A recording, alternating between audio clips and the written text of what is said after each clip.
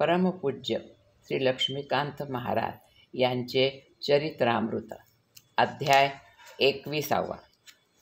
श्री गणेशाय नमः. श्री सद्गुरुवे नमः. मागील कथेच्या अध्यायी श्री गुरूंचा शतकोत्तर सुवर्ण महोत्सव झाला संपन्न अतिहर्षे. पंगुत्वामुळे श्री गुरूंच्या दैनंदिनी आली बाधा. परालंबित्वाची बोच मनात सारखी सलतसे. मदतीशिवाय दुसऱ्यांच्या देहधर्मही होत नसे. दीपक आणि कालिदास यासाठी मग तत्पर असे. कालांतराने किरण देशपांडे या कामी रुजू झाला. महाराज हळूहळू सावरले. खुर्चीवरून हिंडू फिरू लागले. अल्पावधीत त्यांचा प्रवासही सुरू झाला. क्षीणता होती अंगी, तरी भक्तांसाठी ते सदैव तत्पर असत. जीर्ण शीर्ण त्या शरीराची नेहमी होई उचलबांगडी. वाटत असे अनेकांना फिरणे बंद व्हावे घरोघरी. या अतिरेकाला महाराजही कंटाळत असे, परंतु भक्तांचे आर्जव त्यांना घाली साकडे.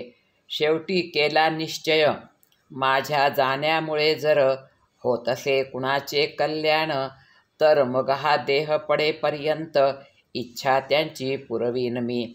नाशिवंत देह हा भक्तांच्या काजा. आज म्या सर्वस्व अर्पियेला. तेव्हापासून मग तहान भूक विसरून, होईल तो त्रास सोसून. महाराज सिद्ध असत भक्तांच्या कादासाठी. याच काळात महाराष्ट्रात शिवसेना भाजप होती सत्तारूढ. मंत्री चंद्रकांत खैरेंनी केला होता संकल्पमणी.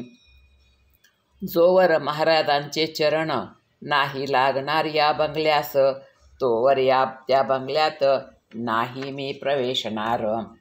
त्यासाठी त्यांनी मग प्रतीक्षा केली 6 मास. 6 मासांनी महाराजांची प्रकृती झाली स्थिर स्थावर. मुंबईला जाण्यायोगी ठरला वास्तूचा मुहूर्त. त्याला जोडून शतचंडी याग. खैरे पती पत्नींनी केली विनंती महाराजास, लागावे तुमचे चरण वास्तूला. त्यासाठी थांबलो 6 मासाला. महाराज म्हणती, का थांबलात आजवरी? आशीर्वाद माझे आहेत पाठीशी तुमच्या. करून घ्यावी पूजा तुम्ही, येऊ कधीतरी तुमच्या घरी. खैरे विनविती सद्गुरूला, एवढी कृपा मजवरी करा. तुमच्या पुनित स्पर्शाने धन्य होऊ द्या वास्तूला. त्याने माझी कारकीर्द जाईल मग उजळून. गुरुमाऊली प्रसन्न झाली. येण्यासाठी मग संमती दिली. पती पत्नी आनंदिली. अतिहर्षे कार्या लागली. सिद्धता झाली समारंभाची. मुख्यमंत्री मनोहर जोशी, सहयोगी सर्व मंत्री, सचिव आणि उच्चाधिकारी, पक्षनेते आणि कार्यकर्ते निमंत्रिले सर्वांसी. अपूर्व असा थाटमाट भव्य मंडप रोषणाईसह मंगलवाद्यांच्या निनादात झाले सद्गुरूंचे आगमन. पती पत्नी स्वागतासी औक्षण करती सुवासिनी. सद्गुरू सवे विप्रवर्ग वेदमंत्राचे करीती पठण. झाले मंगलमय वातावरण. शासकीय वास्तूचे यथाविधी पूजा झाली. ग्रहप्रवेश यजमान करी. दुसरे दिवशी शतचंडी याग. पूर्वसंकल्पानुसार सद्गुरूंचे पाद्यपूजन. प्रारंभ सप्तशती पाठास. हवनाचे दिवशी झाले भव्य आयोजन. पेशवाई थाटाचे भोजन. मुख्यमंत्री सहकारी मंत्र्यासह गुरुराव असती उच्चास्थनी. सर्वजण घेती दर्शन. दिगंत कीर्ती सद्गुरूची. अपार करुणा आंबेची. लीला नाट्य घडतसे. प्रतिवर्षी मग हाच परिपाठ खैरेंनी आचरिला 5 वर्ष. एकेवेळी संवाद होत असता विषय निघाला महायज्ञाचा. गुरुराव म्हणती खैरेंना, विचार आहे लक्षचंडी. तेवढी आईची सेवा घडावी शारदाश्रमी.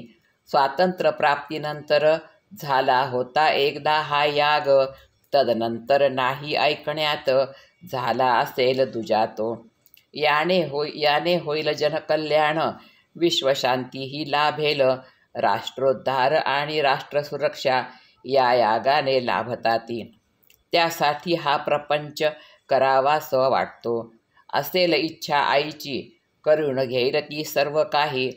खैरे म्हणती सद्गुरू, ही तर आईचीच इच्छा. मुखे केवळ तुमच्या तिने बोलविली. असावा आपुला आशीर्वाद, अशक्य ते शक्या कराल तुम्ही नारायणा.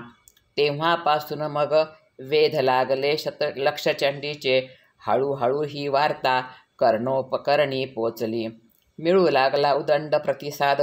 होऊ लागली योजना साकार लक्षचंडीची. सुरू झाले बैठकांचे आयोजन. घ्यावे सर्वांना त्यात सामावून. राहो नये कुणी उपेक्षित. लाभावे सहकार्य सर्वांचे. या कार्याचा आवाका प्रचंड. सर्वांच्याच मदती वाचून. नाही पार पडणार कार्य. सांगती सर्वांना गुरुराव. मुख्य प्रश्न लक्ष सप्तशती पाठांचा. तेवढे ब्राह्मण त्या कार्याला झाले पाहिजे उपलब्ध. बैठकी होऊ लागल्या, योजना आकारू लागल्या, तरी एकमत सर्वांचे दृष्टीपथात येईना. सद्गुरू म्हणती गळ्यांनो, होऊ नका आरंभ शूर. करावा विचार साकल्याने, धीर धरावा अंतरी. मग घेईल कार्यगती. सरत होते दिवस, गवसत नव्हते लक्ष. अस्वस्थ चित्त भक्तांचे होऊ लागले ते वेळी. महाराज होते तटस्थ, जणू परीक्षा पाहात. एक एक समस्येचे देत होते समाधान. रामचंद्रसुत आजूबाई कुळाशी संबंधित लक्षचंडी याग विचार. बोलले सद्गुरू भक्ताजवळ. त्याची पूर्तता करण्यास शिष्यगण सरसावले. इति श्री लक्ष्मीकांत महाराज चरित्रकथामृत. अथैकविंशोऽध्याय समाप्तः. श्री लक्ष्मीकांतार्पणमस्तु. श्री लक्ष्मीकांत महाराज की जय.